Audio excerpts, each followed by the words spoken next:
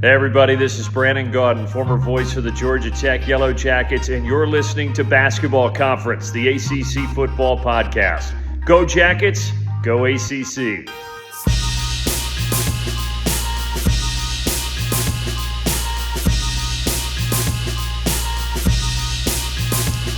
Ladies and gentlemen, boys and girls, welcome back to Basketball Conference, the ACC football podcast. My name is Joey Weaver, continuing our team preview series, continuing tonight with the Louisville Cardinals as we welcome back Mr. Mark Ennis from 93.9 The Ville in Louisville, covering all things Louisville Cardinals. Mark, welcome back. Hope you've had a good summer. Good to talk to you again. I look forward to doing this because I always know that when we do this, like the season is really close. And I was telling my fiance about this. I was like, I've been doing this with Joey for like a long time. How many years has this been? It's been several years. Yeah, and it has to be. Yeah. It's funny. We reached out to you the first time. I was like, I hope you know someone who's willing to spend the time. And you're like, I'll spend the time. It's like, oh, really? Like, it's a treat. Look at us. Here we are. This many years later. No, looking forward to it. It's been a great summer. It's been, impossibly hot. I actually was kind of admitting on the radio today that the first game's in 10 days, but it's been in the 90s, just like persistent for 7-8 weeks, regularly, so much that it has kind of kept me from like visualizing the game next Saturday. Yeah. Because I don't want to imagine being out there at 3:30. It's a 3:30 kickoff for the opener, in that it looks like we're going to get a little bit of a reprieve, maybe high 80. There have been some miserably hot openers for Louisville over the years. The first game ever in the stadium was like 1,000 degrees and they got killed by Tim Couch in Kentucky. For the first game ever in the stadium. And then I know in 2007 they opened against Kentucky, lost 27-2. No, that was 2008. 27-2, and it was 1.9 million degrees in that game too. For the opener there. So there've been some ugly ones. I think we're going to avoid that, but long story to answer your question there. It's been a great summer. Really looking forward to this year. Having basketball be so good sure did help pass the time. Baseball making the College World Series for Louisville, really kind of ate into the summer. We really only had, a short period of time where there wasn't something happening. So the vibes around here are better than they've been in a really long time. And that goes for all sports, not just football. Yeah. Men's basketball in a good place. Baseball continues to be in a good place. Football in a good place the last couple of years for sure. A lot of that, obviously, things were not going all that well under Scott Satterfield. Louisville makes that move and brings in Jeff Brohm. And we knew at the time, that was kind of the dream hire, and it all just worked out well. Jeff felt like he had kind of done everything he could do at Purdue, was ready to come in. He's, the son of the program. He, born and raised in Louisville, the whole thing. And Mark, I feel like since he's come in, this has really lived up to expectations in almost every way. There have been, good records. They've finished ranked. They have been one of the best programs in the ACC instantly since he came in. Is there any way that this hasn't lived up to expectations, or is this really as good as it's looked? It's been as good as like the most ardent advocates for this said that it would be, even though it hasn't been perfect. I don't, every coach has their flaws sort of somewhere. But in 2 seasons, they won 10 games and made it. They broke through and made it to the ACC championship game. They beat Notre Dame. They beat Clemson at Clemson. They had not beaten Clemson since joining the ACC. They beat Miami at Miami in his first year to clinch that trip to the ACC championship game. They ended the losing streak to Kentucky emphatically.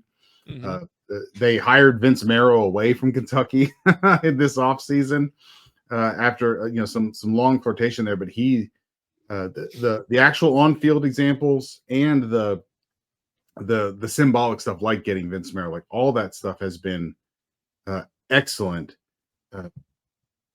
Even though, again, it's not been perfect. I think both years they should have been 11-1. You losing that Pitt game, his first year, the week after beating Notre Dame, and then last year beating Clemson, and then losing at Stanford in a game in which you could at least get a grand jury indictment that they threw that game. Shaving points, with like the confluence of things that was needed for that, and so. It's perfectly accurate to say like this has gone exactly as well as I think your most ardent advocates for Jeff said it would go, while at the same time recognizing like there's another notch. There's another notch. He's shown the ability to sort of like the thing that characterized Scott Satterfield more than anything else was they were going to win like a 0.0 war coach, right? Like they were going to win against who they ought to win against, and they were going to lose who they ought to lose against, and never vary. And with Jeff, it's no, we're going to punch up, we're going to beat good teams, but we're also going to have like this brain fart game once a year. And so like there are still some things out there for Jeff, like not having one of those this year. And I think this year like probably be a huge difference in what the outcomes are for Louisville if they don't have a game where they lose to someone where they're a substantial, favorite. And if the year comes down to basically just sort of how do you do in the 3 games of Miami, SMU, and Clemson without giving away any of the other ones, then you're in the right ballpark. And so, again, there's progress to be made, but yeah, the people have been elated with how this team has played through Jeff's first 2 years, for sure. And I look at some of those, again, you talk about the brain fart kind of games, and the Stanford one last year is especially like how did this happen? Fought for it. Yeah.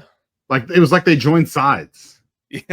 It was it's bizarre. Jeff, weird play calling at the end. You get a personal foul call on late in the game that puts them in position to be able to kick that field goal. I forgot like it was like watching a slow motion car wreck. Like we could all see it happening. Just an odd game. Isaac Brown got hurt in that game and barely played. It was just a very odd. We had a caller on our radio show today. It's very funny. They're right about this, though, that Louisville really doesn't play well in like cavernous environments. So Stanford with tens of people on hand, or Pitt 2 years ago when they lost up there, pouring rain, they stunk. Pat Narduzzi was talking about their suggestions vase. Do you remember that? They had this blue vase. And we spent the whole damn week making fun of that thing, and then they beat Louisville. Yeah.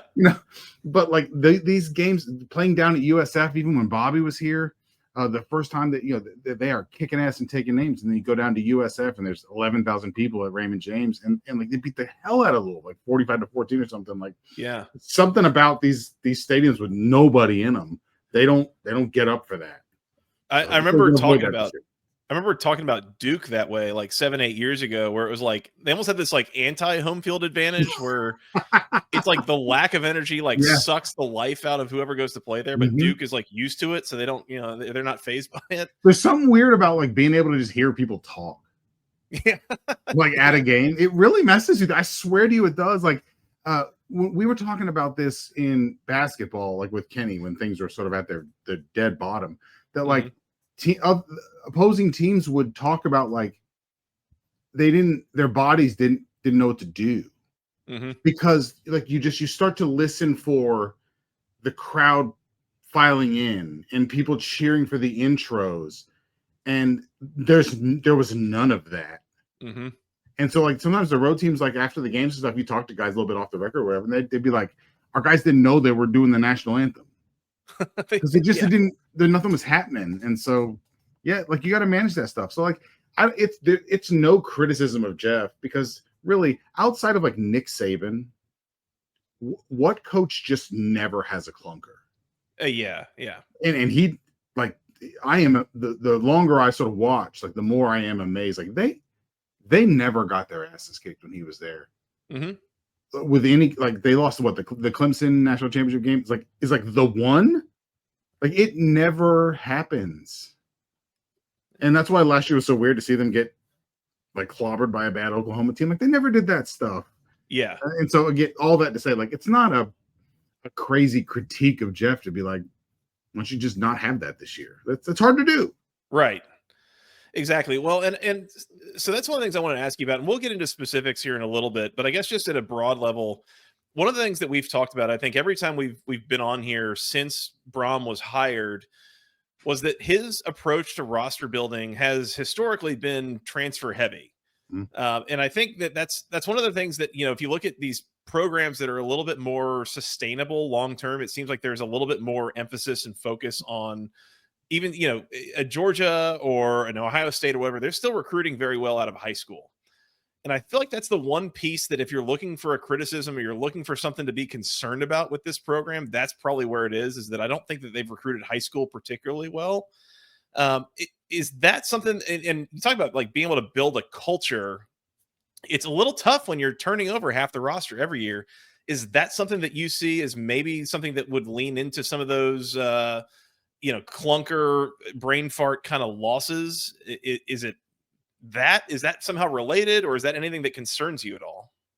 Okay, so I don't think that is much of a contributing factor to like that brain lock loop game, but I do think it's a valid like critique or concern that fans have had up to this point that high school recruiting, especially like sort of somewhat locally, didn't get off to the start that they were hoping for, especially when we all remember guys like Rondale Moore going up to Purdue. It's like you did good getting Louisville guys to go up there, but not here, and I think that Jeff's view was they really need to turn the roster over fast, not so much because like a bunch of these guys weren't good, but it's like I don't think there's a lot of overlap in the kinds of guys that Jeff Brohm's looking for and the kinds of guys that Scott Satterfield was looking for. And that's not even a criticism. That's just that they're different. Yeah, exactly. And so I think I think he realizes like the pressure is on. Like Louisville can't really take their time, especially in sort of the way things are now. The portal gives you the opportunity to not really have to take your lumps. But I do think that over this past off season, maybe like immediately after the season, there was a commitment to tapering off some of that and being willing to commit more to high school recruiting, but also to doing things like organizationally where you've got to come up with money, and you've got to have an apparatus there that's willing to do that. But it's funny because it's not really like you can't be like a 3-star under the radar developer. Like no one can do that. Like if you're going to commit yourself like high school recruiting, like you really got to like hit it. And it just so happens like this is a good year in state. And I think 7 of the top 10 guys in Kentucky right now, I think 7 are committed to Louisville. None are committed to Kentucky, by the way. So like there has been, they've got a 4-star quarterback out of Tennessee, Briggs Cherry, that's committed. It was Elite 11. It's not a coincidence that it corresponds to bringing Vince Marrow in that personnel role. That they've found another notch up in the high school recruiting game. So they're going to end up probably with like a quasi kind of top 25 class, and it's legit. It has some legit guys on the lines and stuff like that. But Louisville's always going to be 10 to 15% more portal than like the established blue bloods because they just have to. Sure. The paradox is like it doesn't make a lot of sense for Louisville to invest tons of money in high school recruiting because you need guys that can be an impact. But if you do, like those are the guys that aren't going to come here. Yeah. You got to pick your spots. But in their defense, Chris Bell's a high school kid. Isaac Brown, Duke Watson were high school kids, and they're going to be huge parts, of what they do this year. So it's not all been portal. Like they have grown. Some of the Stanquan Clark on defense, like a good chunk of this year's team is still going to be high school guys. But yes, I think that's a legit criticism, and I think you see them addressing it starting with this year. There's a real shift for sure. Yeah. That's one of the things I was going to mention a minute ago, but you brought it up again, was kind of the shift on the in-state dynamic between Louisville and Kentucky. And again, one of the things I think Scott Satterfield probably struggled with was that Kentucky was kind of at its height coming out of COVID. And, Mark Stoops had that thing humming. And the last couple of years, he started flirting with Texas A&M and that started going downhill, and Louisville hires Jeff Brohm. That's going uphill. Like that's in like an inverted place now. And Louisville's in a really good spot, I think, to be recruiting in state and kind of maximizing on where they are relative to their in-state rival. Yeah, I think you're spot on about that. Really the only outliers since Jeff was hired, I would say, is the 2023 game that in which they outgained Kentucky like 2-1, and really helped them win that game in an upset. But yeah, the dynamics here change quickly, and it really is kind of funny. For as much as Mark Stoops legitimately owned Scott Satterfield, and he did, to everyone's chagrin, believe me, you can look at the two of them as having self-inflicted, fairly kind of mortal wounds. When Scott Satterfield interviews for South Carolina after year one, after year two in the COVID year, he was dead to people. There were a lot of people who were just like there was no coming back from that. Screw that guy. And his like a total lack of awareness of like why we might react that way. For those who don't know, like Louisville's had one coach since 1965 stay for more than 5 years. Howard Schellenberger. That's it. It's an insane Not stat. One. And so there's a sensitivity. I mean, you think about it. Howard even ended up eventually leaving. He didn't get fired, but you either fire Ron Cooper, you fire Steve Cragthorpe, or John L. Smith, Bobby Petrino, Charlie Strong. Well, you fire Bobby Petrino too eventually. Or Charlie Strong and Scott Satterfield leave. But Scott was just totally unaware, and then never engaged in an ounce of like trying to win anybody back. And I think that's the thing that's like, you can just go on, dude. Like the feeling that everyone got where he was just like, I don't have any makeup work to do here. What do you mean? Like, this is what we do. We interview for jobs, and like, not here. And you kind of feels that way with Kentucky, where it's like, it was galling that he interviewed Scott did after they had a losing record in the COVID year. And then here's Stoops, like they tripped down to 6-6 and he's interviewing with A&M and thinks he's got that job. And now they're kind of like, well, you don't really want to be here anyway. Yeah. And both of them really kind of done it to themselves here. And I don't, look, time will tell. But Kentucky's giving big like 2018 vibes for Louisville, where we try to talk ourselves into all manner of things, and then it was one of the worst years of football I've ever seen. And I wouldn't be surprised if they had the same experience. But yes, the dynamics in state really encapsulated in getting Vince Marrow to come directly from Kentucky to Louisville, because I think for your most Louisville fans, Vince Marrow, it was the embodiment of like everything we hated about them. This bravado and Ohio recruiting and all that stuff. And it was like he was the reason all these guys that were kicking Louisville's ass even went to UK in the first place most of the time. To be able to get him, it symbolized everything that's really changed, Austin Powers Mojo, just like it's just the whole thing, like that. And it's palpable. It really is. I mean, I was shocked at the way that the rivalry game went last year, the Governor's Cup last year, both on the field and in the stands. Because they weren't good the year before, and then they beat Louisville in that season finale. Right. And you're like, damn, it doesn't matter what happens. We're never going to beat these guys. And then you go to Kroger Field and like, it was cold. There were hundreds and hundreds of people there. It was sparse, and you beat the pants off of them. The announcers are talking about it. Like, it made the EA Sport, like the football game, the college game, they talk about it in the game. And like that, you used to, like Louisville fans, there was a little bit of pockets of people that were like, it's never going to change. And then it changed like that. Yeah, to where you had a Kentucky player going to the concession stand during the game. Yeah, remember that. It's the dynamics change, and that's the hard lesson that no one ever learns about rivalries. It's like we never reach like stasis. It never like it gets like this, and then now we're just gonna stay. It never stays. And in my experience, like it always changes a year faster than anyone thinks.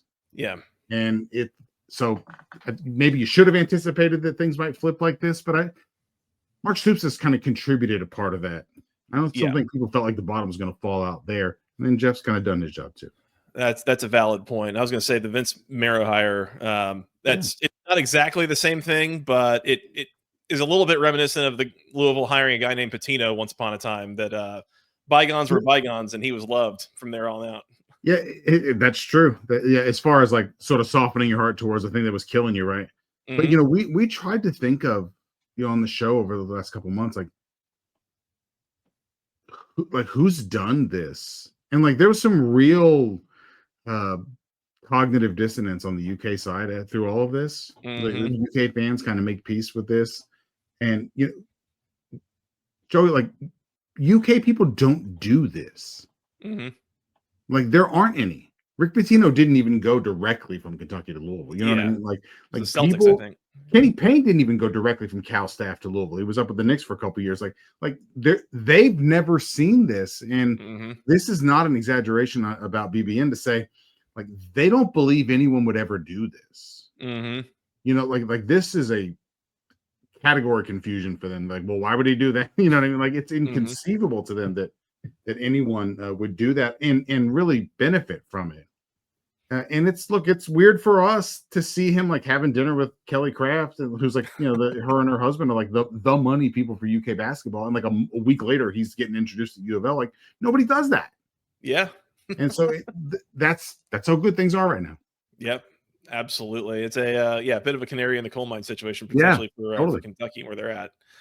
I want to go back to something you were talking about, Mark, and again, we're talking about the transfer thing. I think one of the key transfers in this year, third straight year that Jeff Brohm is going to be running a transfer quarterback out there. It was Jack Plummer year 1, Tyler Shuck year 2, and now it'll be Miller Moss. And a lot of Louisville fans will remember the last time we saw Miller Moss was in, I think it was the Holiday Bowl a couple years ago in San Diego, and Miller Moss. That was a USC team that was really struggling and then played like their best game of the year that night against Louisville. And, at that point, tip your hat to them and move on. It wasn't quite as good as the season went on last year for USC, as he was their starting quarterback to start out and then started splitting time. I think lost the starting job ultimately to Jaden Mayava.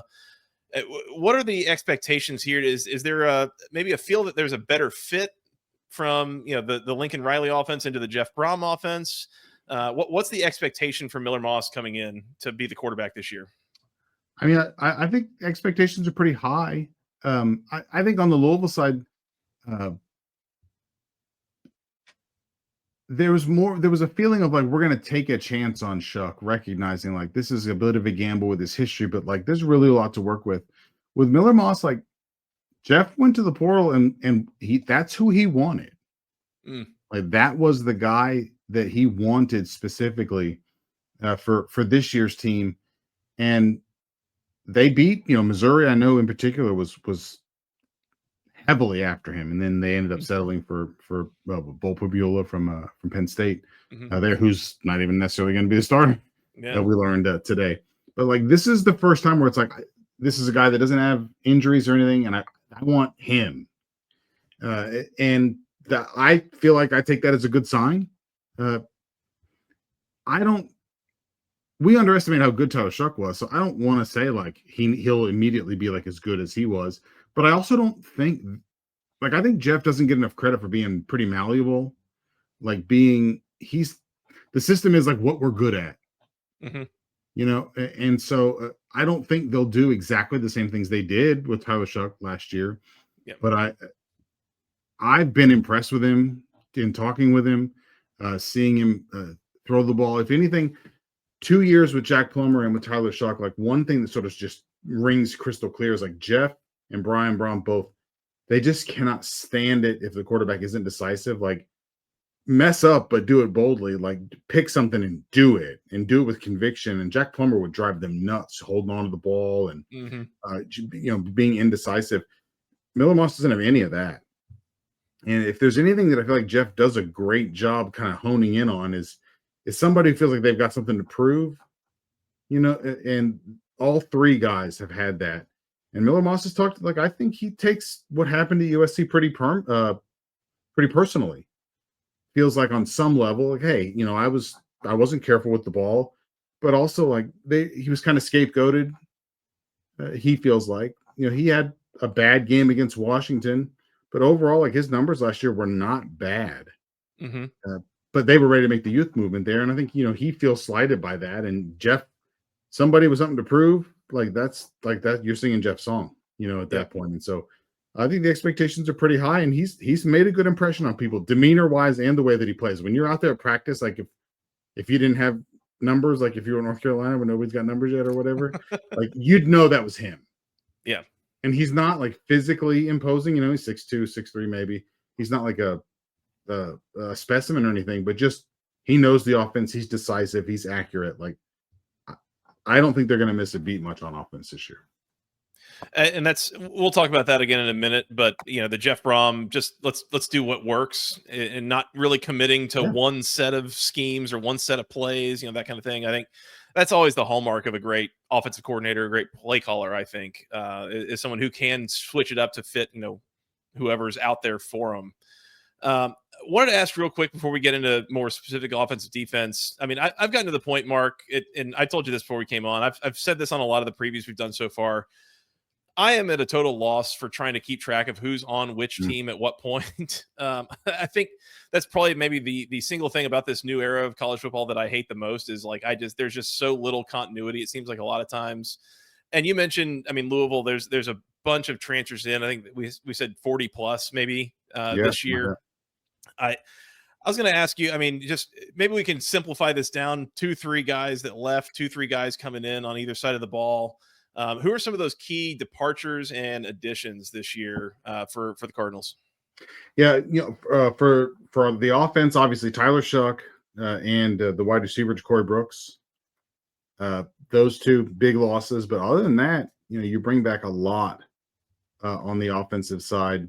You did have tackle Monroe Mills transferred to Virginia and then immediately tore his ACL, which I hate, for him. Virginia really shelled out some money this offseason. They really tried to make some substantial moves, and that one he just that's bad luck on their part. But there's a high degree of like returning production for Louisville on the offensive side, and on defense, Ashton Gelati, Quincy Riley were like kind of the heart and soul of this defense, a year ago. And then you got some other guys that transferred out, like Wu Spencer and some others. On the defensive line up front that I think that they were ready. They were kind of eager to see them step into new roles up front, and then they transferred. And so they did hit the portal pretty heavily. But I think there was like a little bit of a change in kind of what they were looking for. They inherited a lot of good defensive players that maybe weren't what they typically have run in Ron English's defense. And Ashton Gelati is kind of one of those guys. And so they went for some more guys that you're not going to be tempted to kind of play inside. You got some real like legitimate edge rusher guys this year on the defensive side. Clev Lubin they brought in from Coastal Carolina is a real aggressive, quick pass rusher. They haven't had tons of those since they've been here. It's been more of a by blitzing and kind of bigger guys like Ashton Gelati playing outside, things like that. So look a little different. But those are the guys that left, and you bring in Miller Moss. You feel, they didn't bring anybody in at the running back spot. You bring back Chris Bell and Colin Lacey as wide receivers, and that's a good 1-2 punch, like a really good 1-2 punch there for those two. But they did hit the portal for that kind of that third receiver spot after spring. Nobody really kind of blowing you away, and they brought in Dakari Collins, who's a career kind of bench guy at Clemson. And the guy that I'm really kind of excited about is Trayshawn Hurry, came from San Jose State. Big guy, big, tall, slender guy, kind of like Ja'Cory Brooks that way. And you have to think like that third wide receiver spot, you're never getting double teamed, like ever. With the running backs that are back and Bell and Lacey, like if you can punish, you can win one-on-one, like you can be really, really productive. And Ja'Cory Brooks gave him that last year. And if they can come anywhere close to reproducing what he produced last year, they're going to be good again. Yep. Let's talk about the offense, and something that, again, we kind of mentioned a minute ago is, and we've talked about it before on this show, is that you think of a Jeff Brohm offense, you think of a little bit of a pass heavy, passing attack kind of thing, but really the first couple of years he's been here at Louisville, it's been a little bit more run heavy. And especially this year, again, Isaac Brown, Duke Watson coming back. That was a hell of a 1-2 tandem in the backfield last year. Those guys both back. I figure between those guys, new quarterback, a little bit of changeover that, in the receiving core. I'd imagine this is probably another year where you're really kind of leaning on the run game more than anyone would just kind of vaguely imagine thinking of a Jeff Brohm offense. That's true. And the question will be like, will it be run to cover up like deficiencies? Like it kind of was with Jack Plummer, where you had Gerard Jordan and Isaac Guerrero, and you ran the ball a lot, and you just kind of were trying to be efficient and not make mistakes and just throw to punish people. But that was like a running team. But like going all the way back over Jeff's entire career at Western Kentucky, at Purdue, and now at Louisville, when they've run the ball well, they've thrown it even better. Mm-hmm. Like in his first year at Western Kentucky, they had Brendan Doughty throw for almost 5,000 yards and 48 touchdowns, but they also rushed for close to 2,000 yards with two different running backs, there at that time. So like he's leaning into the running game does not make them throw it less effectively. And so like I don't think people should envision this being like some ball control thing. That's not what they do. And honestly, that's not what Isaac Brown and Duke Watson are.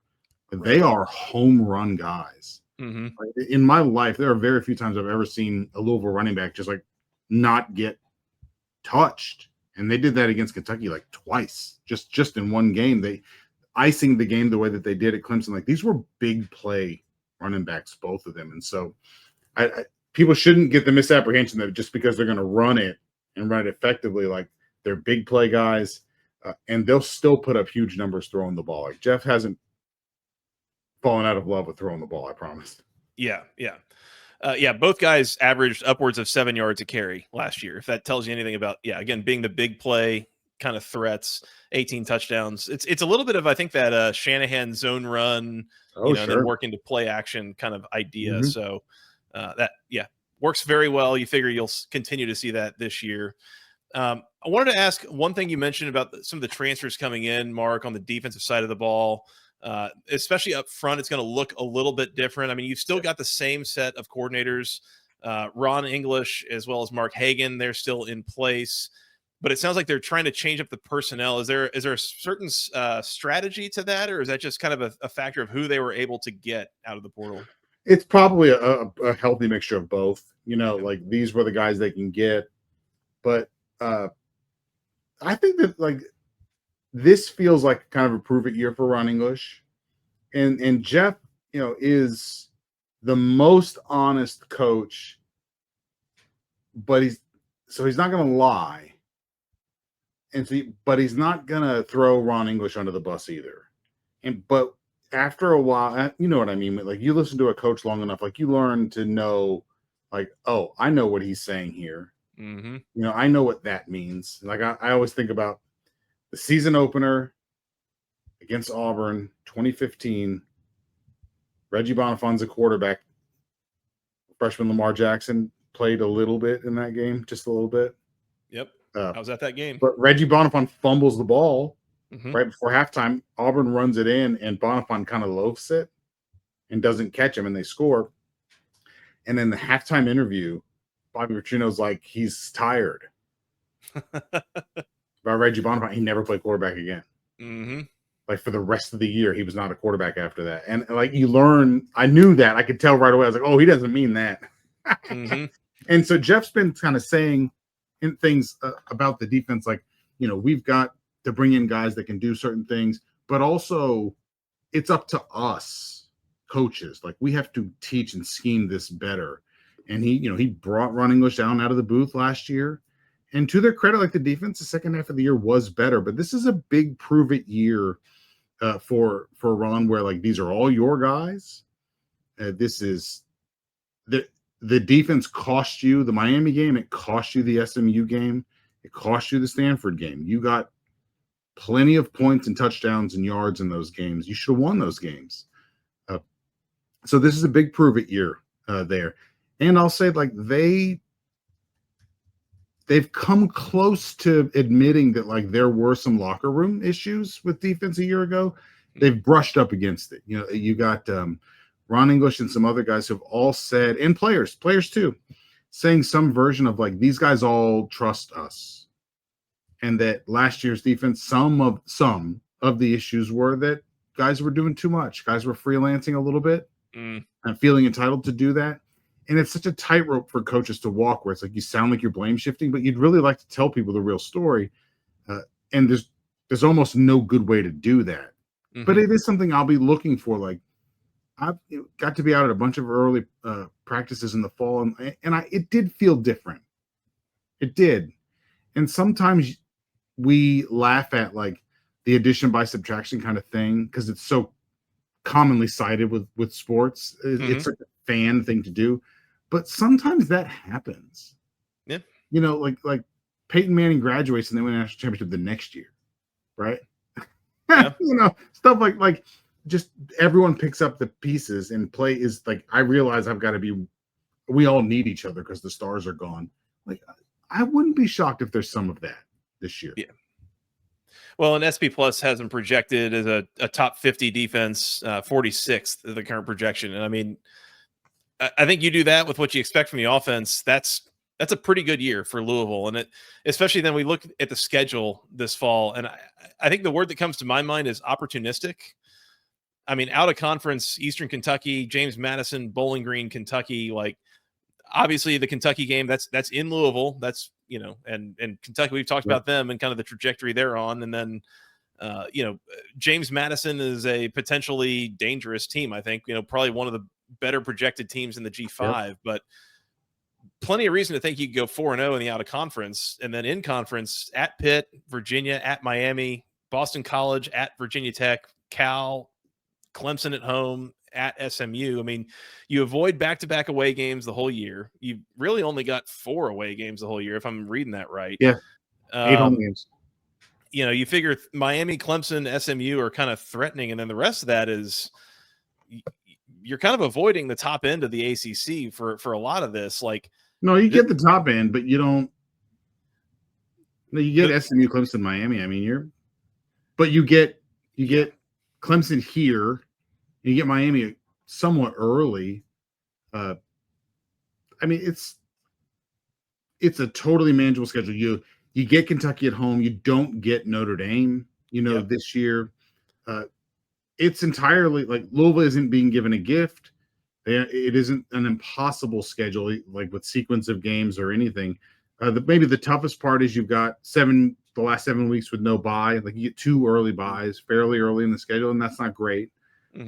But yeah, it's entirely laid out for you. Like you don't need anyone's help. You can go beat Miami at Miami, and you can beat SMU at SMU, and you can beat Clemson at home like you beat them last year at home. Like it's all up to you to do. And this sometimes it's complicated, sometimes it's not. Don't get upset. Yep. And you got to get at least one of those 3. Yeah, that's it. That's the whole year. That's what Louisville's doing, is trying not to get upset, and they got to pull one. And if you go 2-1 against SMU, Clemson, Miami, you're probably going to be a playoff team. Yep. And I don't mean to say that it's like an easy schedule. But more what I'm thinking is, I think what you're saying is that just off the top of my head, looking at this right now, you're probably favored in at least 8 of these games, if not 9 to see how it shakes out, maybe 10 plus. Like, and if you avoid the brain fart game that we've kind of talked about, you avoid the upset, it's all right there for you. It's, you know, if things click right, could go quite well for Louisville here and potentially set up another ACC championship game berth. I think that's the reasonable goal, is like you should make it to Charlotte. Like you can. I mean, you couldn't stop SMU or Miami last year, and if you know, I don't think it's plausible that they'll field like a top 30 defense or anything like that. But God forbid, I mean, if they did, that'd be amazing. But I've mentioned this like a million times on the show recently. He played Clemson, really kind of controlled that game. Clemson ended up going over 500 yards of offense, but then you look at the box score, they're in 101 plays. Like Louisville kept everything in front of them. They made them play first, second, third down. And then they got a bunch of stops on 3rd and 4th down in that game. They blocked a couple of kicks. Like they just kept the lid on and made Klubnik dink and dunk. and dink and dunk and they were not doing that against Miami, where they just dunked. Mm-hmm. You know, they didn't do that against SMU. They didn't do that against Georgia Tech, really, last year. So if you can get that kind of a controlled defensive effort where at least like you make, how many college teams are that disciplined? Not many. Like, it's a good gamble to make. Yeah. That like I don't think you'll throw it to the flat every time like you should. You know, make them like impatient. Yeah. Yeah. And they were good at that in the second half of last year. And if they get that, like, the defense doesn't have to be smothering, but you know what it's got to do is if the offense is humming, just get them the ball back like a bunch of times in one quarter, and you'll tilt these games. Like if you get like, because you know what it looks like when an offensive team goes right down the field, like, oh boy, they got these guys on skates. There's nothing better than 3 and out. Oh yeah. And let's get these guys right back out there. And you do that, like, say 2 times in a quarter, and Louisville scores on 3 straight possessions. These games are over. That's what they've got to do. They don't have to be Georgia. They don't have to be smothering. They don't even have to be dominant a whole game. But there's got to be that stretch and be like, that's where they put it away. Like, they can do that. They can do that. Well, especially a Louisville team that runs the ball this well. You figure that's probably the way that they get those teams on skates. And once that starts, it is not easy to stop that if you're the other team. So that definitely sets up pretty nicely. Mark, do you have a record prediction you're willing to go on the record for? I think they're going to go 10-2. Okay. So I am going to sort of put my draw line and say, like, I think they'll avoid the stumble. And the stumble candidates, you know, at Virginia Tech, the Kentucky game at the end of the year. I think Virginia and Boston College, like, they don't ever seem to play great against those teams. And I respect those teams, but I think that they'll avoid those. And Pitt maybe early in the year. And I think they'll get one of SMU, Miami, Clemson. And we'll be sweating if that's good enough to get to Charlotte. So 10-2, you'll go 6-2 in the ACC. And it really is just a matter of, like, how clean do Miami and Clemson keep themselves? Is that going to be good enough to make it? And if you beat one of them, I think you're in great shape. But I suspect they would probably beat SMU of the 3. Well, I get the feeling that both Miami and SMU could be significant wild cards this year of what Parents, are or aren't they? Yeah. So, I'm hesitant. Like, I don't know what to make of Miami either. Like, I think there's a lot of things obviously there for them to work with and be good, but it could also go like 6-6 weird. It's funny. Mario is like the opposite of Jeff. Like, I think on game day, people be like, I would entrust my life to Jeff. But the other 6 days of the week, like, you totally would take Mario. Right. Yeah. You know, and it's there's going to be games where you're just like, we actively lost this game because you are an idiot. With Mario. And with Jeff, it's the other way, where it's like, we lost this game because you're too much.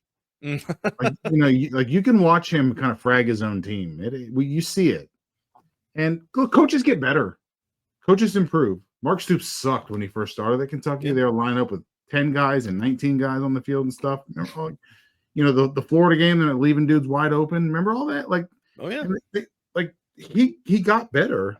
Jeff, you know, learning how to sort of manage the psyche of a team over the course of the season, you know, in kind of the everyone's a deer who hits the portal as soon as they're upset era's its own kind of challenge. Right. And if he gets better at that, then I think they'll start hitting a little bit higher mark for sure. As a Georgia Tech grad and fan, I have seen the Mario experience up close and personal there a couple years ago. So I know exactly you are the archetype. Yeah, that's like the one. It continues to come up on my feed all offseason, every offseason, and I continue to click like every time I see it. So never upset to see that one come back. Sure. Mark, this has been a ton of fun. I really appreciate your time as always. Do you want to tell the people real quick where they can go find your stuff? We're on Monday through Friday on 93.9 The Ville in Louisville. I appreciate you saying that, from 3 to 6. So check us out there. We're getting this close to football season, man. It feels nice. You can follow me on Twitter at Mark Ennis. Blue Sky at Mark Ennis there also. So we'd be happy to interact with you that way. It feels really good to be talking football again, everybody. Appreciate it. Absolutely. Love having you. If I'm not mistaken, Mark, you also do some of the post-game coverage and the call-in show, that kind of thing too. That's always a fun listen after these games. That's really where I started. You know, I did that first. And so that's kind of always been my baby. I can't imagine not doing it at this point. There you go. I have listened in several times after big wins and a couple of big losses just to kind of see. They're entertaining in their own way. Exactly. For sure. Mark, this has been awesome. Thank you so much. We'd love to have you back on sometime soon. All right, buddy. Anytime. All right.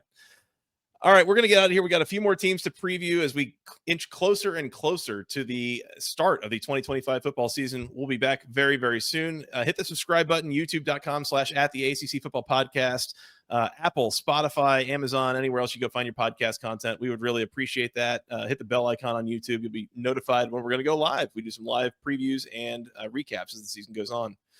But until next time, for Mr. Mark Ennis, I am Joey Weaver. Thank you guys so much for listening. We'll talk to you again very, very soon. Until then, go Cards and go ACC.